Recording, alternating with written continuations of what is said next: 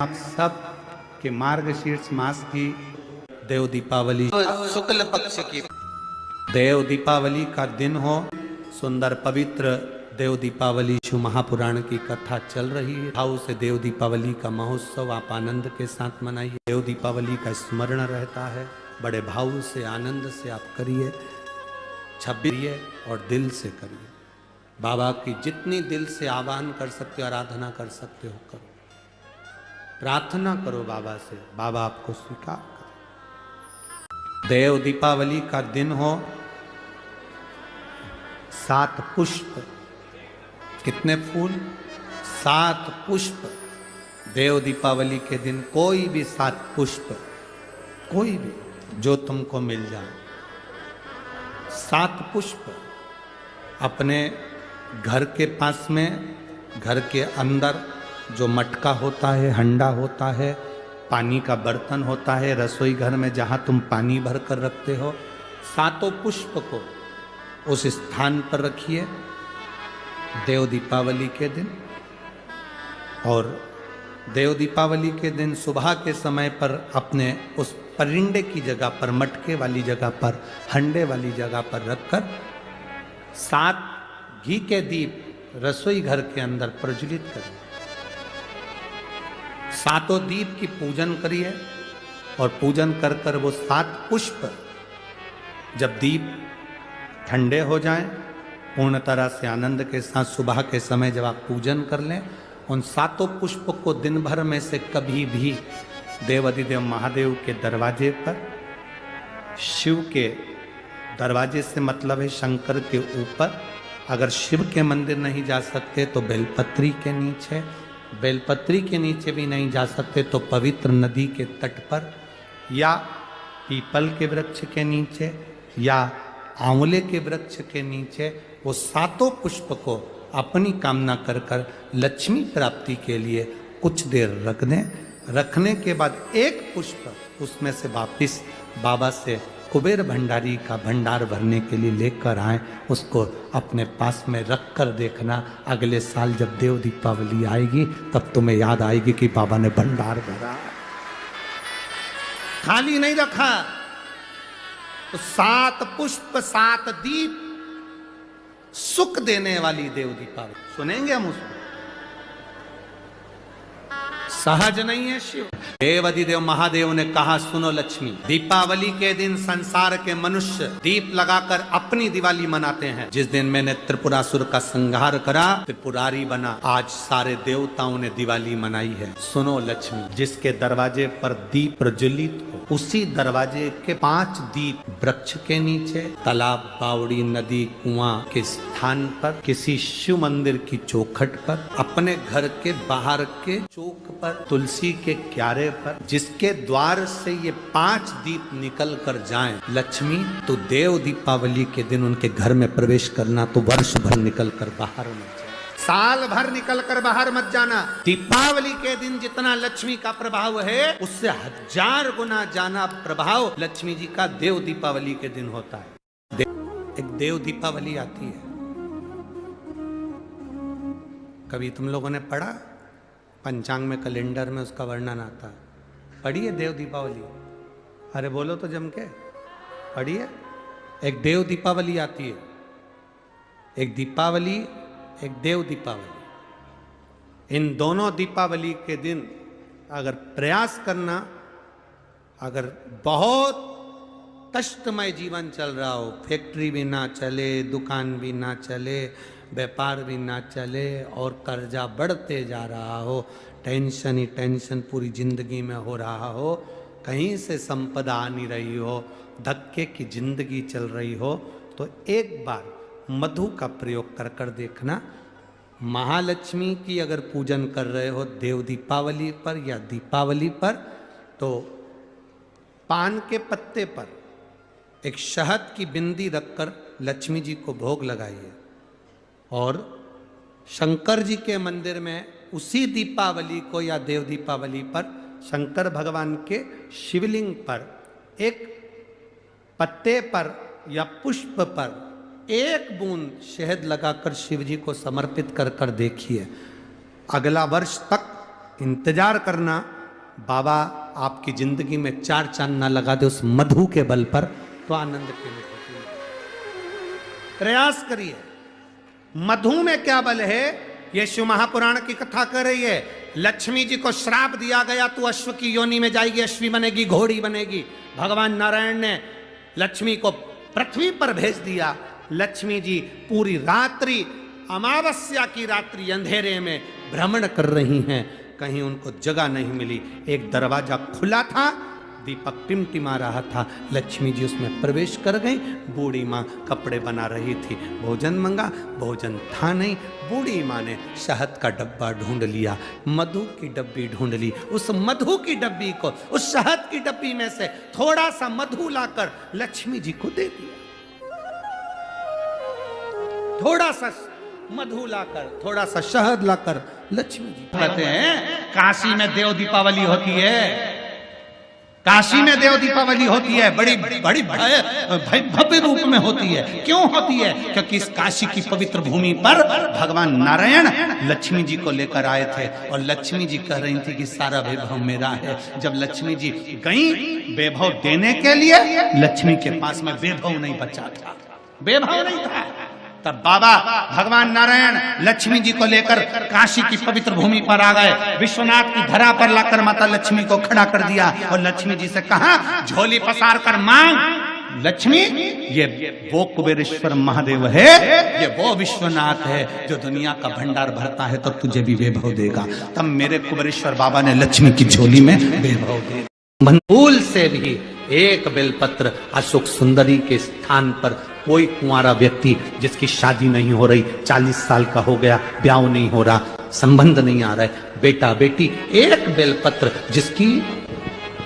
जिस बेलपत्र की नोक डंडी जहां से पानी बहता है उस ओर हो और पत्ती का मुंह महादेव की ओर हो, अशोक सुंदरी की जगह पर अगर समर्पित कर दे तो अगले वर्ष की देव दीपावली के पहले उसका संबंध और शादी हो जाती है।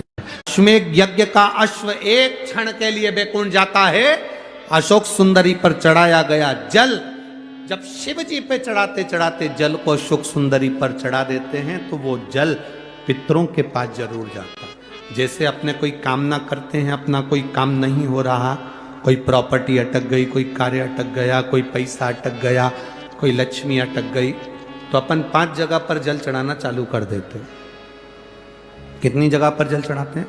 5 जगह। जब अपना कोई पैसा अटक जाता है, कोई कार्य अटक जाता है, कोई फाइल अटक जाती है, कोई काम नहीं होता, तो 5 जगह पर जल चढ़ाना प्रारंभ कर देते। पहला, ये शिव, बीच में अशोक सुंदरी का स्थान, 5 जगह पर हम जल चढ़ाना प्रारंभ कर देते जब कोई काम अटकता। पहला गणेश जी के स्थान, दूसरा षडानंद कार्तिकेय का स्थान, तीसरे नंबर पर अशोक सुंदरी का स्थान, चौथे नंबर पर जलाधारी के चारों तरफ और 5वां शिवलिंग का स्थान।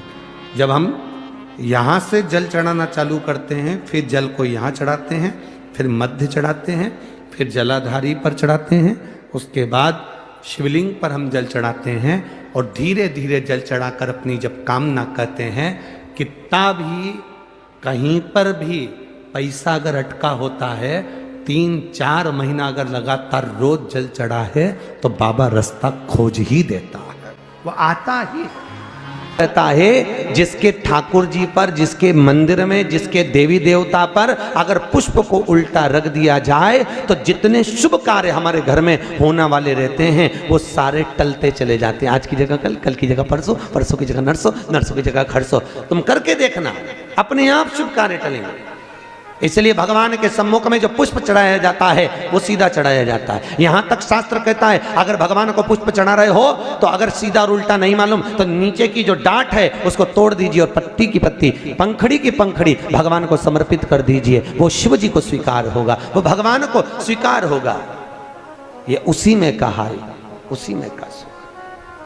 भगवान भूत भावन भूतेश्वर भगवान शिव, ओघड़ी दातार दयालु मेरा शंकर, ने आज्ञा करी भगवान ब्रह्मदेव को कि ब्रह्मा जी मेरे स्वरूप का जो दर्शन कर रहे हो, आधा पुरुष आधा नारी में बना हूं, और मेरे स्वरूप का दर्शन कर कर आप एक कर्म करिए कि आप इस सृष्टि का निर्माण करो। और भगवान ब्रह्मा ने सृष्टि का निर्माण करने के लिए भगवान शंकर के अर्धनागेश्वर स्वरूप का दर्शन किया। घर में, मकान में भगवान शंकर का अर्धनारीश्वर का चित्र नहीं होना चाहिए। कहां पर? जम के बोलो। घर के अंदर, घर के अंदर कुछ चित्र और कुछ वृक्ष हमारे यहां वर्णन किए गए हैं कि कौन सा चित्र घर में होना चाहिए, कौन सा वृक्ष घर में होना चाहिए। चित्र का भी प्रमाण है। चित्र कौन सा? जैसे रसोई घर में हम प्रवेश कर रहे हैं, हमने कई जगह देखा है जहाँ जिन के यहाँ रसोई घर बने होते हैं, उनने अन्नपूर्णा माता का फोटो जहाँ पर बघार लगाती है, चूल्हे में छोकती है गैस के ऊपर, वहीं सामने अन्नपूर्णा जी का फोटो लगा कर रखा है। ईमानदारी से बोलो, अपनी सास का फोटो चूल्हा के ऊपर लगा के बता, अरे बोलो तो सही, अच्छा लगेगा? नहीं ना। अन्नपूर्णा का फोटो कहाँ होना चाहिए? शास्त्र कहता है अन्नपूर्णा मैया का जो चित्र है, अन्नपूर्णा मैया का जो चित्र है, अन्नपूर्णा मैया का जो फोटो है, वो जहां से अपन रसोई घर में प्रवेश करते हैं, प्रवेश करते समय अन्नपूर्णा माँ का चित्र उस सम्मुख में होना चाहिए। प्रवेश करते समय हम अन्नपूर्णा का दर्शन करके अंदर प्रवेश करें, ना कि चूल्हा जल रहा है उसके ऊपर। अन्नपूर्णा मैया का प्रवेश द्वार पर क्यों? अंदर जो भी जा रहा है, अंदर जो भोजन बनाने जा रहा है, वो अन्नपूर्णा के तुल्य है, अन्नपूर्णा। पर आज के जमाने में महाराज जी रसोई घर तो हॉल के पास में बना देते हैं, सामने टीवी चलती रहती है और बहुएं भोजन बनाती रहती है। दिन भर वो नाटक में कहीं की ना कहीं की रोटी मिलती है, तो वो जो भोजन बनाए वो भी भोजन में टीवी देख देख के बनाए, तो नाटक का सारा असर वह रोटी में आ जाए, तो जो खाए वो घर में 24 घंटा रोता ही नहीं ले, 24 घंटा रोता नहीं। भोजन, भजन, धन और नारी, ये चार पर्दे में अच्छे लगते हैं। क्या क्या? जम के बोलो। भोजन, भजन, धन और नारी, ये चार पर्दे में अच्छे लगते हैं। भोजन करो तो पर्दे में बैठ कर करो, भोजन बनाओ तो पर्दे में बनाओ, और धन भी रखना है तो पर्दे में रखिए, तिजोरी में रखिए। और भजन करना है तो गौमुखी माला भी अपनी गौमुखी के अंतर्गत होना चाहिए, भजन भी पर्दे में हो और नारी भी।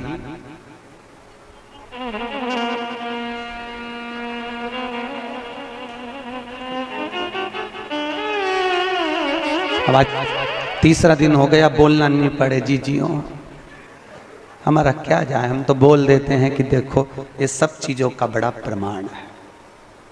जरा सा वो भोजन, जरा सा भोजन, वो दुर्योधन ने कहा शकुनी मामा से, मामा मेरे इतने भाई मर रहे हैं और 5 पांडव नहीं मर रहे, अगर इनको मारना चाहे तो भीष्म पितामह 2 क्षण में मार दे। आखिर ये भीष्म पितामह को क्रोध क्यों नहीं आ रहा, इनको गुस्सा क्यों नहीं आ रहा? तो कहा इनको गुस्सा ना आने का कारण केवल इतना है क्योंकि भीष्म पितामह जब भोजन करने जाते हैं तो भोजन जो भीष्म पितामह करते हैं वो पर्दे में करते हैं। अगर भीष्म पितामह के भोजन पर चंडाल की दृष्टि पड़ जाए तो भीष्म पितामह को क्रोध आ जाए। तो मामा ये बताओ कि उस भीष्म पितामह के भोजन पर चंडाल की दृष्टि पड़ना है तो भीष्म पितामह तो एकांत में भोजन करते हैं, पर्दे में भोजन करते हैं, फिर मैं चंडाल कैसे भेजूं? इतने में शकुनी मामा ने कहा भांजे तू चंडाल से कम है क्या? तेरी दृष्टि दे, तो तेरी दृष्टि दे। और जैसे दुर्योधन ने कहा मामा तो मुझे चंडाल कह रहे हो? नहीं कह नहीं रहा, मैं तो प्रैक्टिकल करने की बात कर रहा हूं, प्रैक्टिकल करके देख ले। और जैसे ही दुर्योधन ने भीष्म पितामह के भोजन पर अपनी दृष्टि दी और आज भीष्म पितामह ने संकल्प ले लिया कि कल का सूर्यास्त होते हुए अर्जुन नहीं देख पाएगा, मात्र भोजन करा और बुद्धि बिगड़ गई। ये भोजन का असर है।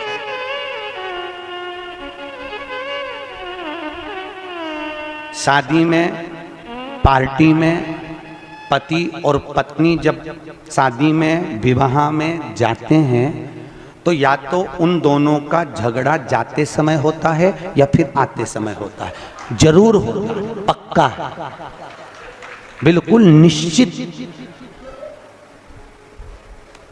अगर अभी जाते समय अच्छे से जा रहे हैं दोनों स्माइल देते हुए, तो जब गाड़ी पे आएंगे तो वो आगे चलाता रहेगा और ये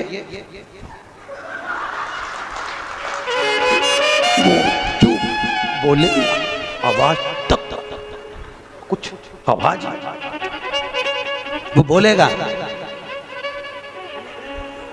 अरे बोल तो हुआ क्या, बस तुमसे बोल दिया ना चुपचाप चलो।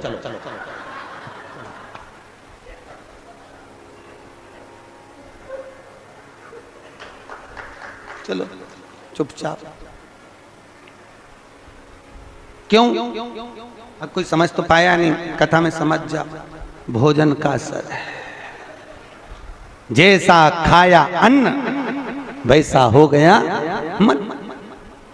हमारे अग्रवाल जी द्वारा रोज कथा के बाद में प्रतिदिन शाम को भंडारा प्रसादी रखी जाती है। क्यों? क्योंकि जो भोजन बन रहा है उसमें यहाँ की कथा का पूरा प्रेशर पड़ रहा है और वो अन्न शुद्ध होता जाता है। तो जितना खाकर जाएंगे, घर जाकर भी रात में भी सपने में शंकर जी नजर आएंगे, सपने में भी भोलेनाथ दिखेगा। और शादी पार्टी में से भोजन कर कर आओगे, अब रेंदो कथा पे चले, तो सपने में भी कुछ नहीं दिखा। भोजन का जैसा खाया अन्न वैसा हो गया मन। भोजन का बड़ा असर पड़ता। जैसा पिया पानी वैसी हो गई पानी, और जैसा पिया दूध वैसा बन गया बुद्ध। बुद्धि कैसे बनती है? दूध से।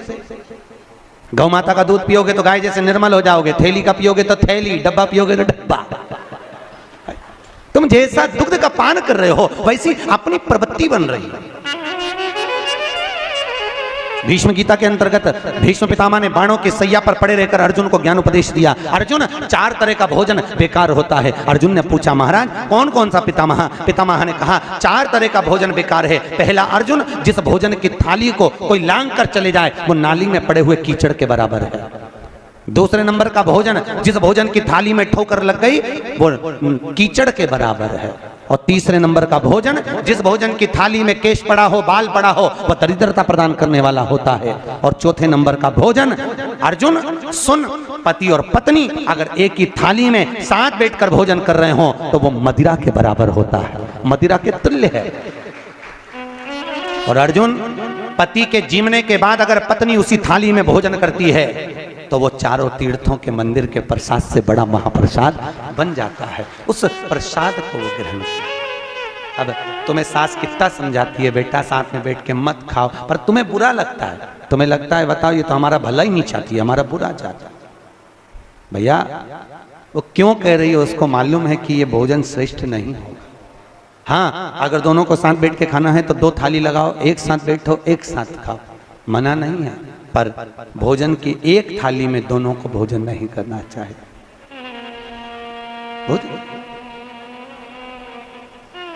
भाई, हमारी प्रवृत्ति, हमारी वृत्ति, हमारा सुख, हमारा मन भजन, भोजन, धन और नारी पर्दे में श्रेष्ठ लगे। भी करवा रहे हो, जांचे भी करवा रहे हो, सब कुछ कर रहे हो, सब कुछ। उसके बाद भी यदि आराम नहीं लग रहा, उसके बाद भी अगर हमको हमारे शरीर में आराम नहीं लग रहा तो फिर हम क्या करें? तब 2 लोटा जल लीजिए, 5 बेलपत्री शिव जी पर चढ़ा दीजिए और जल की धार दोनों हाथों से धीरे धीरे कुंदकेश्वर महादेव का नाम लेकर जल की धार चढ़ाना प्रारंभ करिए। 1 बेलपत्र और शिव जी पे चढ़ा हुआ जल लेकर आ जाइए। जल को सुबह पी लीजिए, बेलपत्र को प्रदोष काल के समय पर चबा चबा कर खाना प्रारंभ कर लीजिए। दवाई लगना चालू हो जाएगी, शरीर को आराम लगना।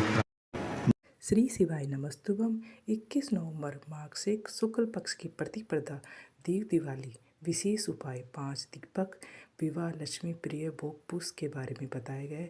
यह भी सभी उपाय आप अवश्य करें, पूजन गुरु जी द्वारा बताए गए हैं।